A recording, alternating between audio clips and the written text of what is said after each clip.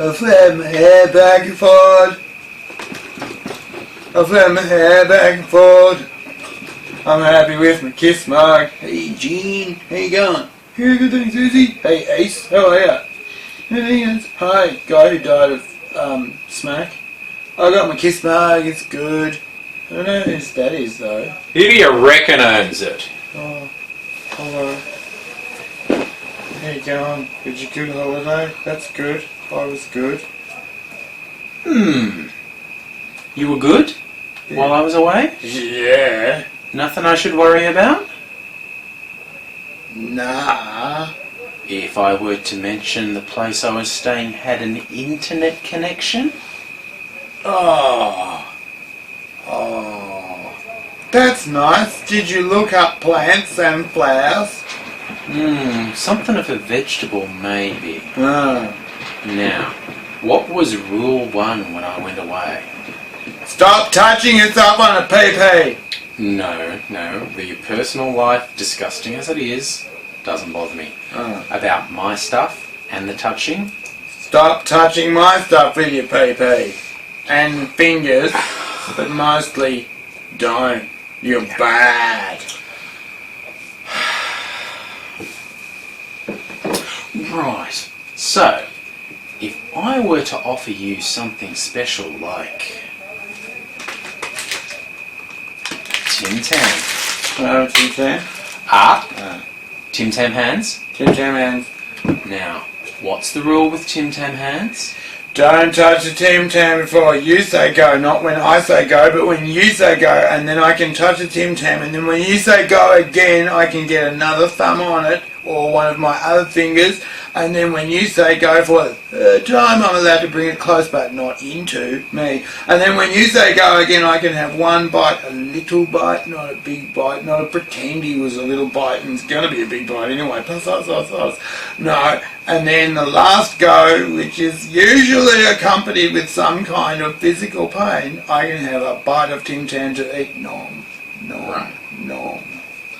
I'm impressed with your memory. Yes. We're going to add a new element to the game today. How many of those fingers do you think touched my stuff? Not many. Very not. Maybe that one. And? Maybe that one. And? Maybe that one as well. And the rest. Thanks for stooling on me, guys. So, I'm thinking I might go easy on you. That's good. You know why? Why? Well, because I had a really good holiday. Hey, that's good. So I'm having trouble getting angry. Oh, that's better. Plus, to be honest, some of the peeps, they said that I shouldn't have hurt you too badly. Good. Good, babes. The kids, they like the shenanigans. But, now here's my problem. I'm worried that if you don't get a little bit of punishment, you're not going to learn. Yeah. And that wouldn't be right. What if I stole the Tim Tam and ran away? I thought of that. Mr. Lurks-a-lot. Afraid you're not going anywhere. Where have you been? Gardening.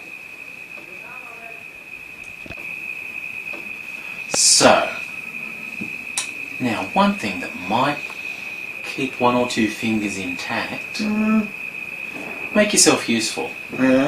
Did you do the research? What should I get angry about? There was a kid in a school in America who got thrown out for drugs. But that seems reasonable. There were drugs to keep him off of not dead. Right, arbitrary drug policy enforced in a stupid way. I can work with that. Can I have a Tim Tam? Maybe you could come up with another story for me. There was a horrible Channel 7 reporter that made nice Mr. Tony Abbott have poos come out of his forehead. He said, "What's a cockroach?" Then Mr. Abbott said, like it's squeezing out a square one. Okay, suddenly I feel the angry rising, just the mention of Tony Abbott. I think we can work with this. It's cool, can't it? It might go in your favour. Yay! Have a Tim Tam? Well...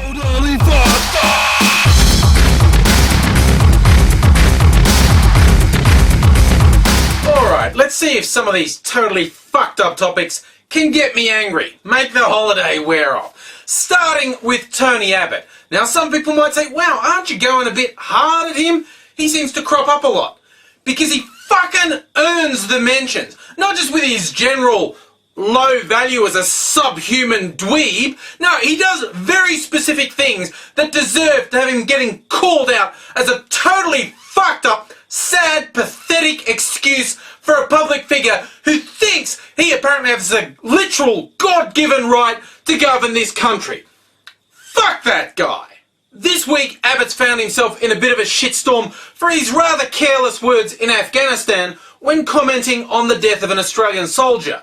Now, bearing in mind, Abbott had already turned this soldier's death into a political football by capitalising on an anonymous email that was supposedly from a soldier suggesting that the death happened because the government wasn't fully committed to supporting the troops and didn't have enough military backup to keep the soldiers safe. Now, the video that was shown by Channel 7 here in Australia shows Abbott talking to an American officer who's explaining to Abbott there was more than enough support. It was just one of those unfortunate tragedies in war that can't be helped. And to which Abbott sums up in his being a blokey bloke, because he basically said, he used the exact words, shit happens. Right, and since then, what has been humorous to me is the Labour Party, the government, has not been trying to capitalise on this. I think, namely, because they see Abbott's hung himself, they don't have to get involved. They've gone, oh, no, he's not insensitive. He just tries to grandstand the soldiers, the war, and all those sorts of things for his own political ends. But when talking about the death of a soldier, sums it up as, shit happens. And what pisses me off most is not any suggestion that he's callous or didn't care, because how the fuck am I supposed to know what he really feels? He certainly never betrays anything approaching an emotion in any genuine way. But the words itself aren't that big a deal to me. It's the bullshit hypocrisy. And if there's one thing that pisses me off more than Tony Abbott, it's hypocrisy from anyone. And the idea of Abbott and the Liberal Party and his supporters and their slavering little hacks in the media saying, oh, you shouldn't use this as politics. Bullshit! As if you fucking vultures wouldn't have torn the Prime Minister apart if it had been her who said it. That's the way politics works. You fuck up in public and people go after you. Shit happens, Tony. But even the bigger one, I will link you to a video of where he's being shown this and a journo's putting him on the spot and he does not cope. This is the real centre of the problem for me. You watch as Abbott totally fails in this situation. He's presented with, well, you said shit happens, that's a bit callous, and he went to the old standby out of context. You took that out of context. And the journo's going, really? But you said it. And he doesn't have a comeback. You can see his head's doing this little, literally spastic nod, and he can't say anything. And you can tell, because internally he's going, I can't say anything because I'm so angry at this guy.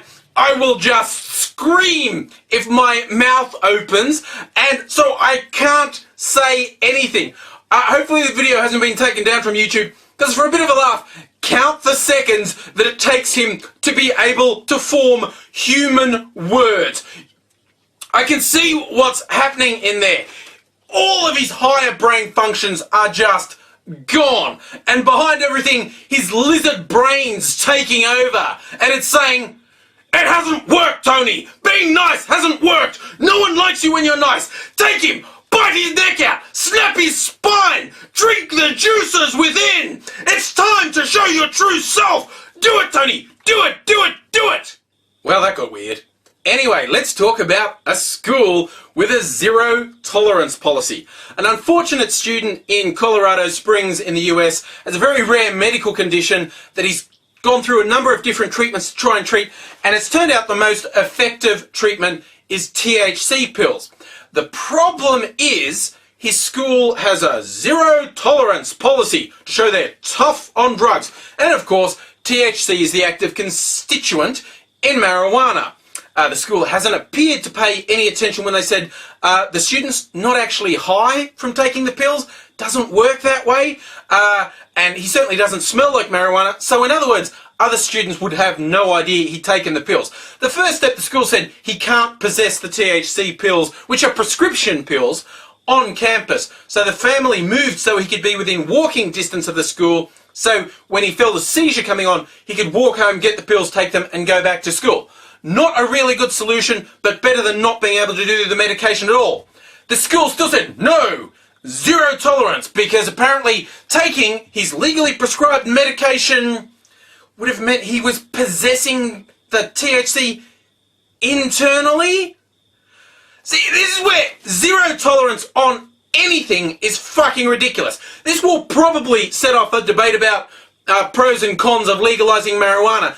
That isn't even the point here. The point here is zero tolerance is not about being tough on drugs. Zero tolerance is not being fair and doing the same thing to everyone. Zero tolerance is an excuse to stop fucking thinking. Because anybody who wants to put out that they can have one blanket rule that would cover any eventualities so they don't have to assess everything on its own merits, that person has given up the fucking right to be taken seriously, because no one rule can cover every eventuality. And in this case, the school, with its shit stupid zero tolerance, is actively endangering a student's life. And it does not get more fucked up than that. So that's all well and good. But what happened to my tripod? It ran away. My tripod? Yeah, it left a note. She used the note from the tripod. My tripod wrote a note. AIDzee, you wrote the note, and you're eating the Tim Tam. No, not me. That was like... Tell you what. Yeah? I'll be nice. How about another Tim Tam? That's close. Ah, Angry didn't say go! Ah! Ow! Ah! Can I have another one? No, you can.